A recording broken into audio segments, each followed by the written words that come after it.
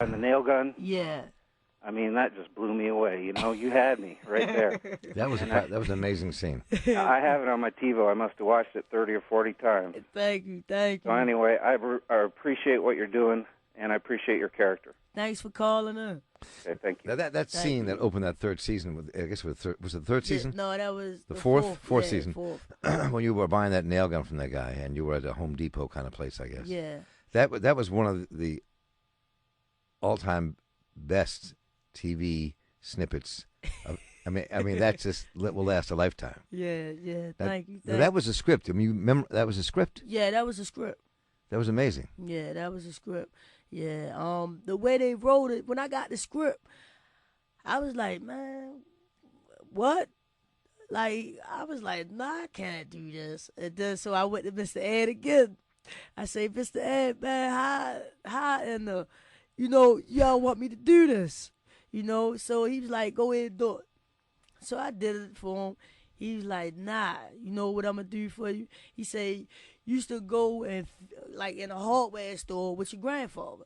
Just act like it's your grandfather. You spend some time in a hardware store and just go in and act like this man is your grandfather, and just block everything out and just do it. And I just did it. I kept asking him, like, did I do it right? You want me? I want to do that over.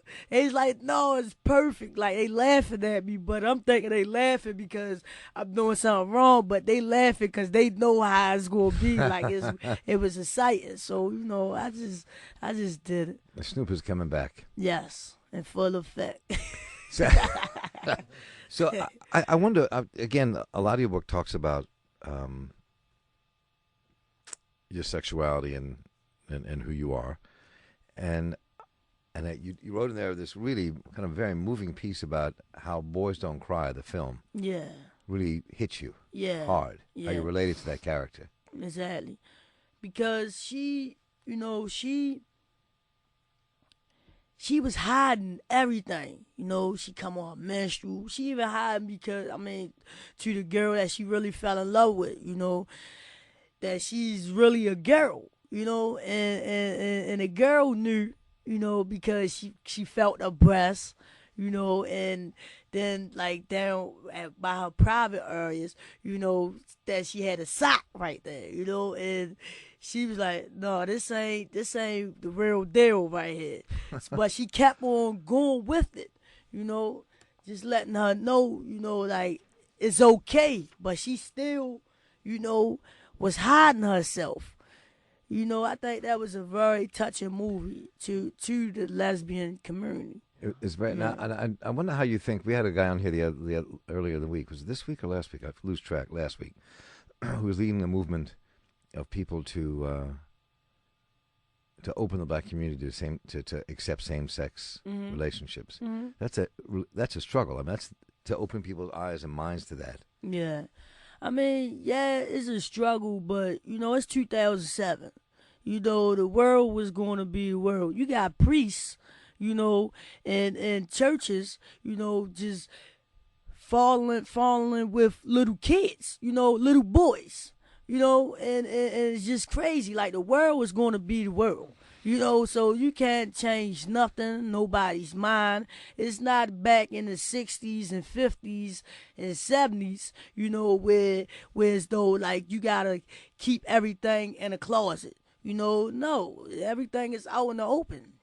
Everything is out in the open. I feel free. I from the beginning. From the beginning. Why hide? If this going to be me, if I'm just going through my phase, let me go through my phase. If this going to be my life, let me live my life. You either going to love me, hate me, or just, leave me alone.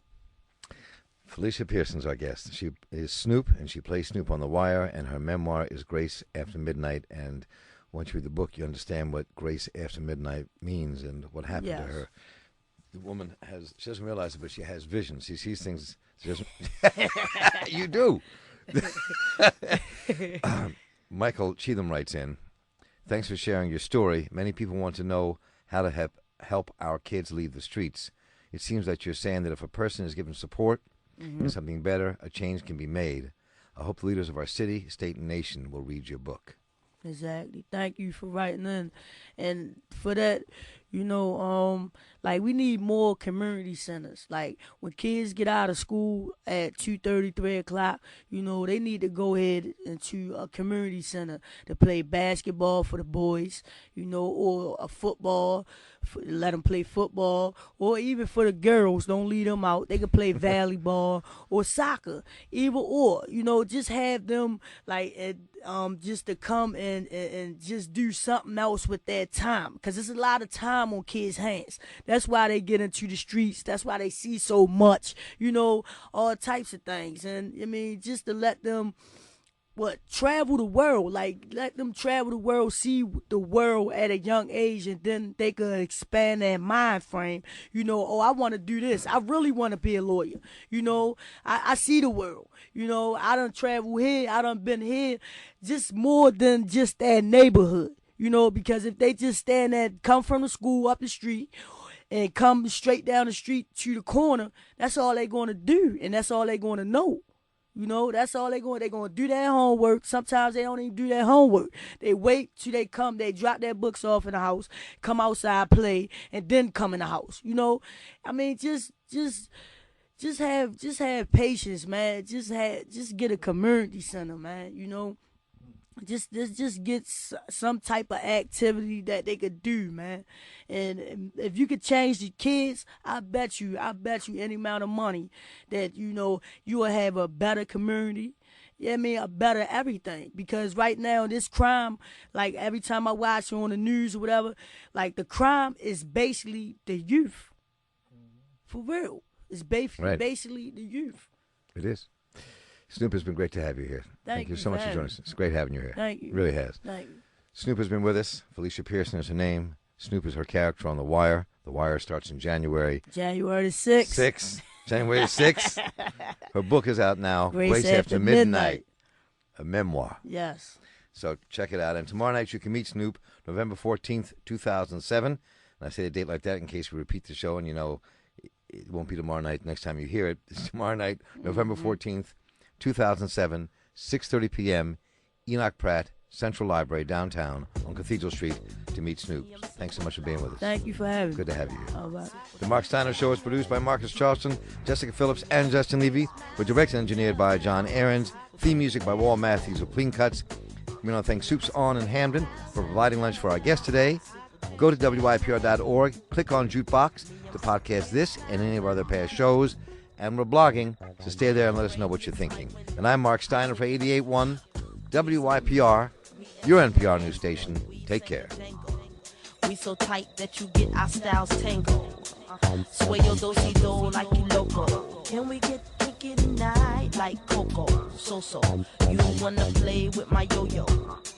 I smoke my on the D-Lo.